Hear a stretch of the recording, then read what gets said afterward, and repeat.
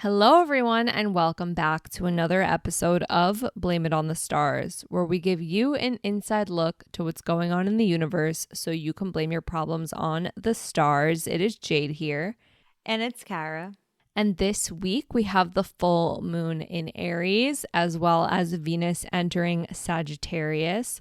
But in case you missed it, last week we talked all about Mercury entering Scorpio and what that means for you.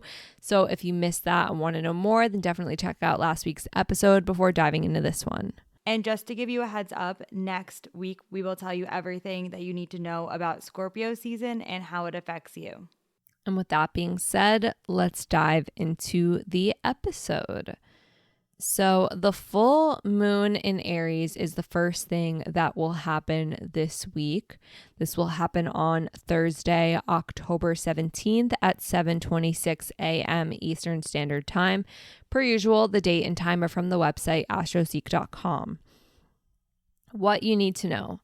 Full moons are all about releasing. Think of it as a big culmination of energy, and it's going to be highlighting those Aries themes of individuality, courage, and taking action. So during this full moon, you might be wanting to come back into balance since this is Libra season.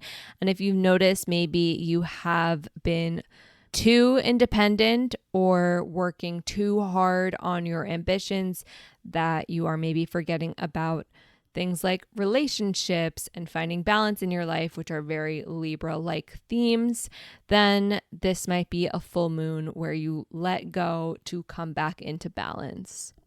How this affects you. With the full moon in Aries, it's a good time to release the need to rush things or to be overly competitive.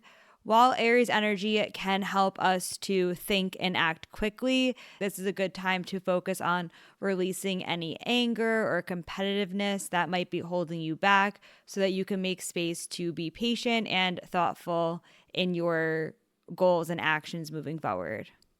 So why this matters. This full moon in Aries can really bring your awareness to how your actions are impacting those around you.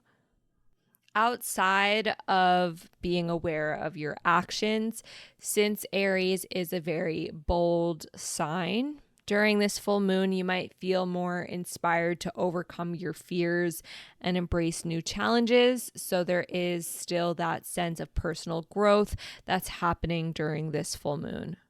Something you might not know is that this full moon in Aries is one of the first since the eclipse cycle in Libra and Aries has ended. So for the past year and a half, all of the Aries new and full moons have been very intense because of the nature of eclipses. So this full moon in Aries should be refreshing.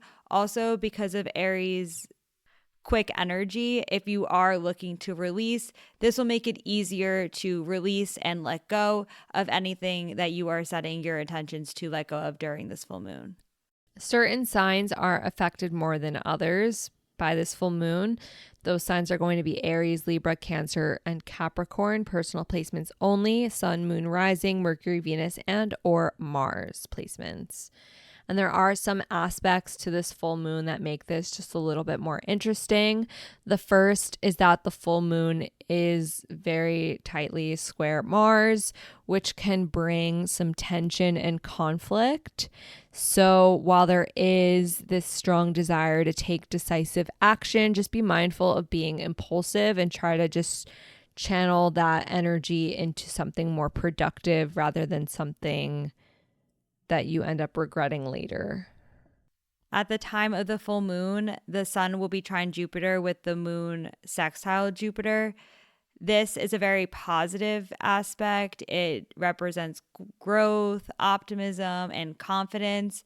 However, do keep in mind that Jupiter does expand whatever it touches, so that can definitely amplify some of the other energies that are happening during the full moon. And lastly, the full moon is square Pluto, which can bring some intense emotions. While it is going to be helpful with releasing old patterns and embracing personal growth, it can also just bring some challenges if you're resisting transformation and also being too attached to a specific outcome that it's hard for you to surrender control and embrace transformation and growth. On the same day as the full moon in Aries, Venus will enter Sagittarius. So this is October 17th, but at 3:29 p.m. Eastern Standard Time. What you need to know is that when Venus, the planet of relationships, finances, and creativity, enters the free-spirited sign of Sagittarius, you'll find that you become much more adventurous and explorative when it comes to how you're interacting with others. It's a time to really embrace new experiences and expand your horizons. How this affects you. While Venus is in Sagittarius, you might feel the need for more excitement and adventure in your life. If you feel like you are stuck in the same routine, you might find that you are looking to switch things up and try new things. It's a good time also to explore new perspectives, learn something new, or even travel, whether that's on your own or with other people. So, why this matters? Venus in Sagittarius is really great for, as Kara just mentioned, breaking free from routine. And it is encouraging you to be more open minded, which can, in a way, promote growth and learning, especially when it comes from learning from our relationships, whether that be coworkers, friends, or family members, all types of relationships. By engaging in conversations and hearing different perspectives, you'll find that there's a lot more learning and growing that you can do. And you might even find new activities to do together with those people that you are conversing with.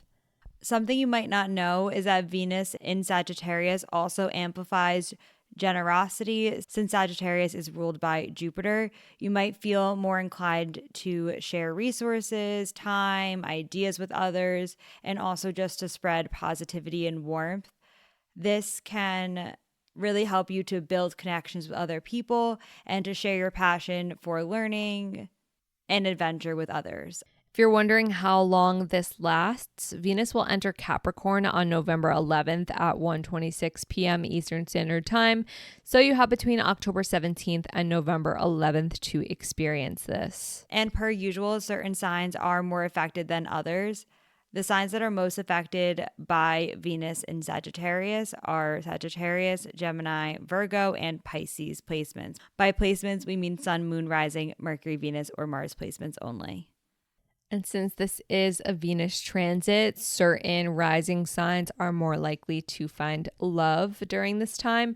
That will be Gemini rising, since Venus will be in the 7th house of relationships, and Leo rising because Venus will be in the 5th house of romance, and that is rising sign only.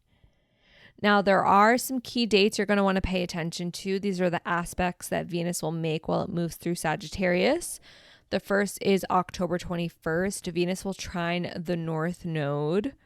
This aspect can bring a lot of opportunities for growth and alignment, especially as it pertains to working on having more positive, harmonious relationships.